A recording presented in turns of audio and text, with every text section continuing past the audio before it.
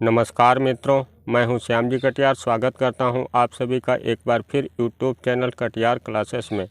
मित्रों, आज हम लोग इस वीडियो में क्लास 12 के इंग्लिश सब्जेक्ट के सेकंड चैप्टर, जिसका नाम है लास्ट स्प्रिंग, जिसको लिखा है एनिस जंग ने, इसका अध्ययन करेंगे, अर्थात इसके शेष बचे हुए भाग का अध्ययन करेंगे। तो फ्रेंड्स, बिना समय गंवाए हुए हम लोग शुरू करते हैं। I want to drive a car. मैं एक कार चलाना चाहता हूँ। Mukesh insists on being his own master. Mukesh अपने खुद का मालिक बनने पर जोर देता है। I will be a motor mechanic, he announces. वह घोषणा करता है कि मैं एक मोटर मैकेनिक बनूंगा। Do you know anything about cars, I ask. मैं उससे पूछती कि क्या तुम कुछ कारों के विषय में जानते हो। I will learn to drive a car, he answers. वह उत्तर देता है कि मैं कार चलाना सीख लूँगा। Looking strength into my eyes. सीधा मेरी आंखों में देखते हुए। His dream looks like a mirage amidst the dust of street that fill his town Firozabad. उसके अपने कस्बे फिरोजाबाद की गलियों में धूल से भरे उसका सपना एक मरीचिका के समान लगता था।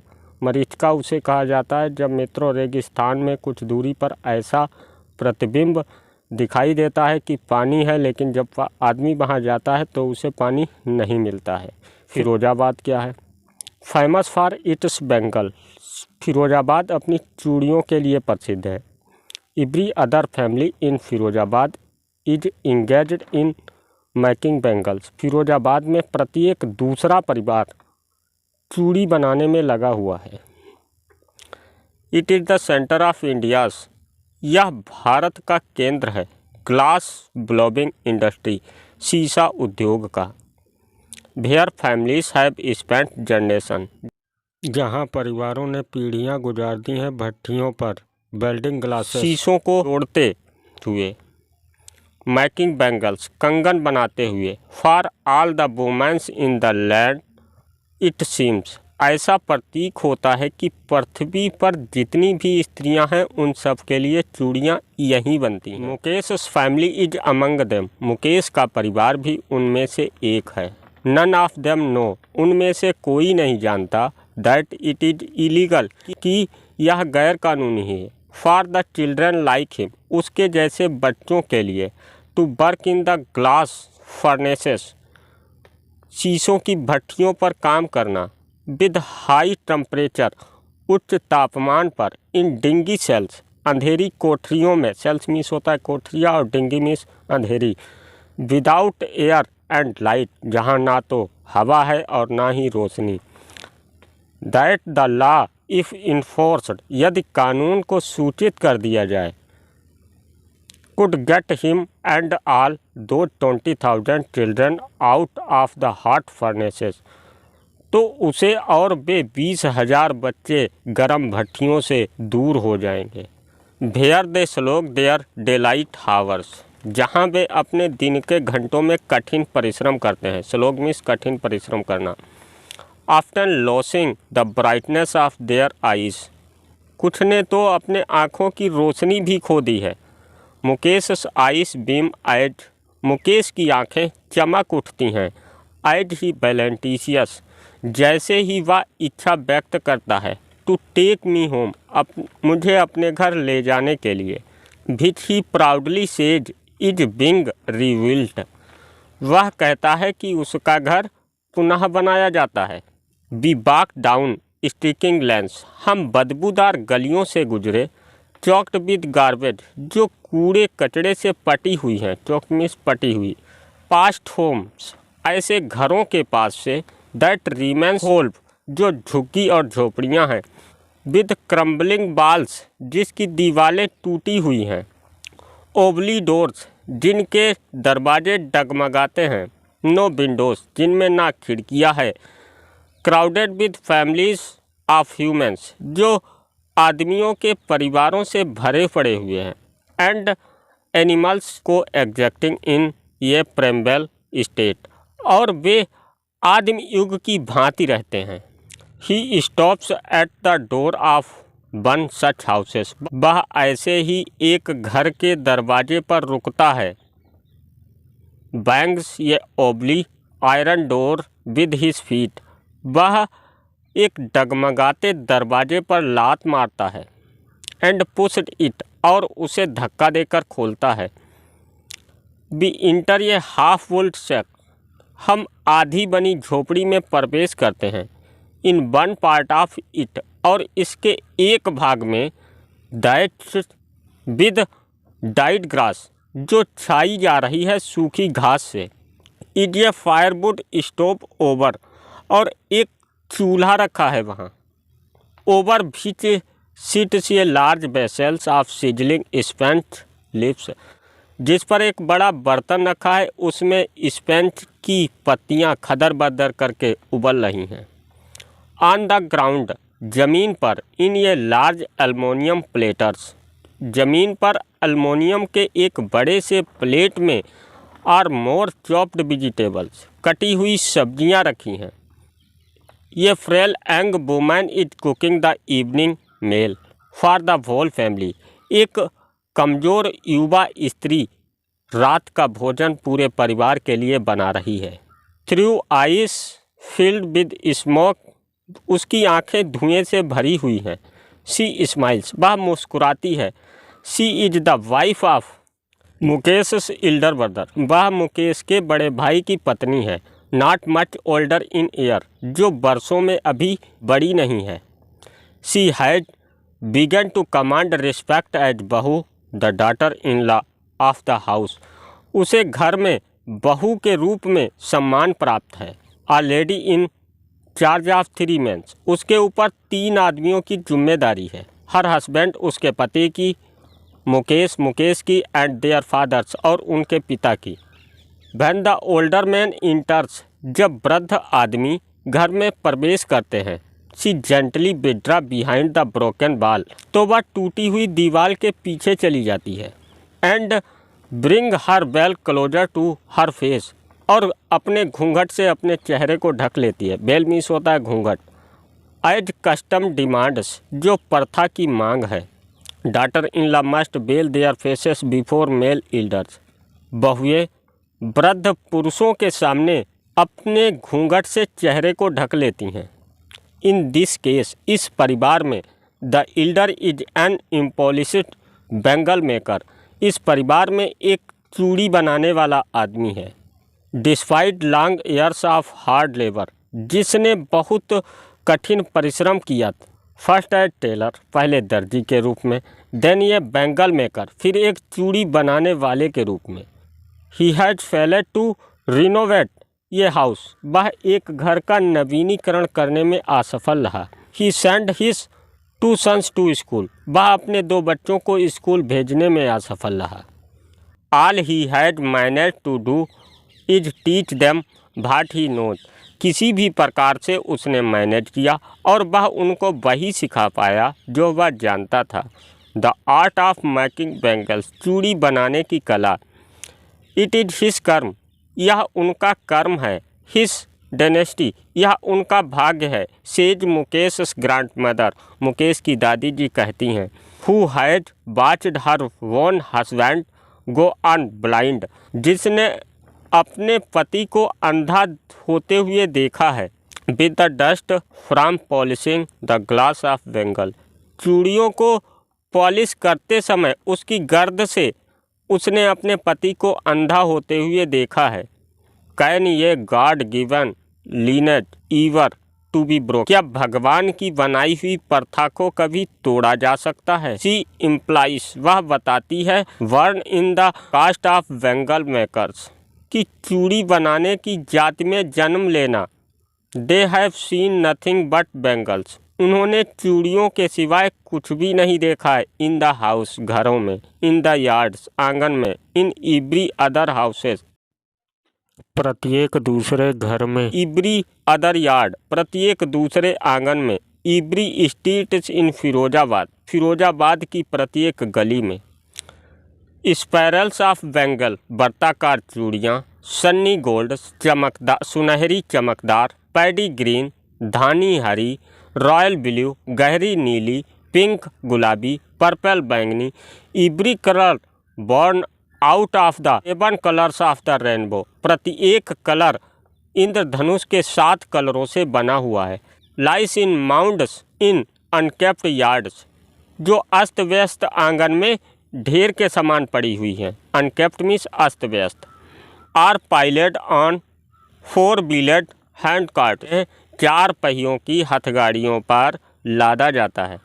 पुश्ड बाई यंग मैन, युवा आदमी द्वारा धक्का, जिसे युवा आदमी द्वारा धक्का दिया जाता है। Along the narrow lanes of the shanty towns, उस गंदे कस्बे की सकरी गलियों में। एंड इन डार्क हटमेंट्स, और अंधेरी झुग्गी झोपड़ियों में। Next line of the flames of flickering oil lamps, अगली लाइन में तेल के कुछ दीपक टिमटिमा रहे हैं। सिट बॉयज एंड गर्ल्स, जहाँ लड़के और लड़कियाँ बैठी हैं। With their fathers and mother, अपने पिता और माता के साथ। Building pieces of coloured glasses, जो रंग किए हुए टुकड़ों को जोड़ती हैं।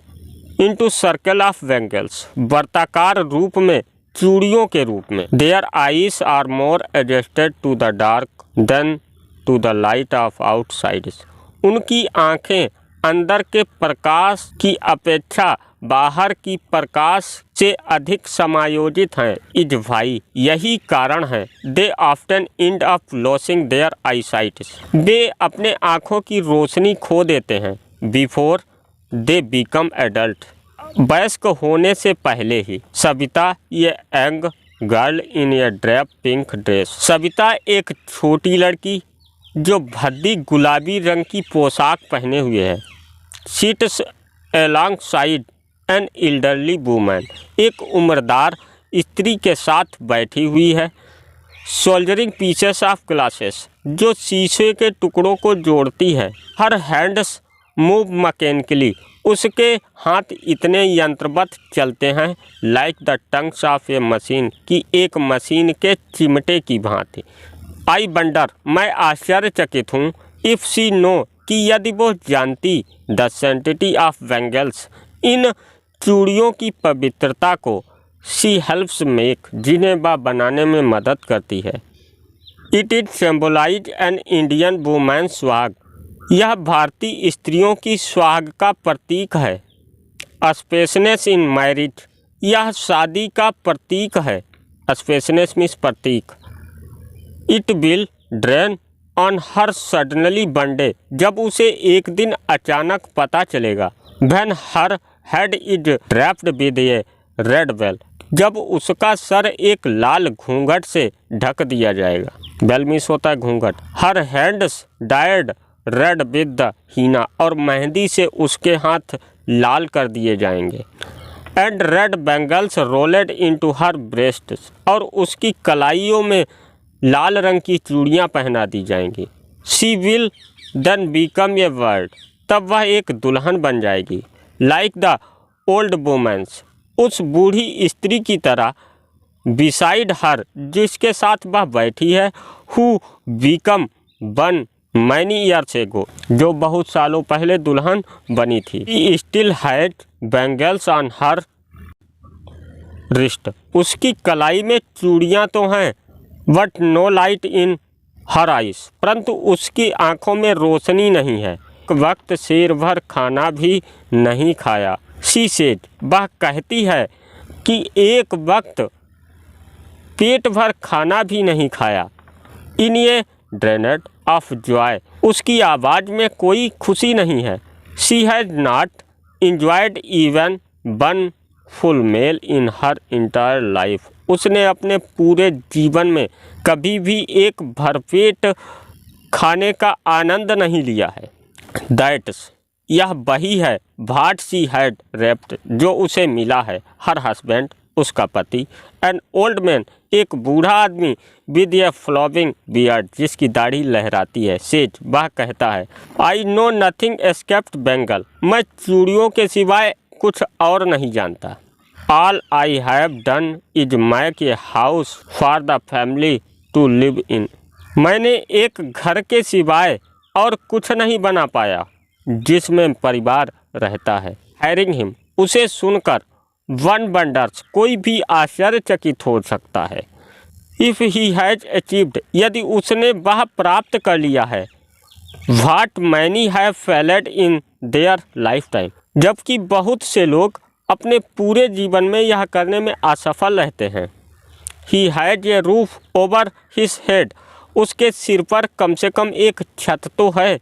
The cries of not having money to do anything except carry on the business of making bangles, चूड़ियाँ बनाने के सिवाय उनके पास किसी दूसरे व्यापार को करने के लिए पैसे नहीं हैं।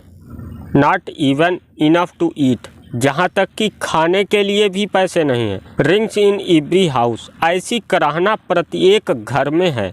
The young men echo the lament of their elders, युवा लोग अपने बड़ों की ही प्रतिध्वनि करते हैं। Little has moved with times, थोड़े समय के बदलाव के बाद इट सीम्स, ऐसा लगता है, इन फिरोजाबाद कि फिरोजाबाद में कम बदलाव हुआ है। Years of mind numbing toil, वर्षों के कठिन परिश्रम के बाद दिमाग को शून्य कर देने वाली।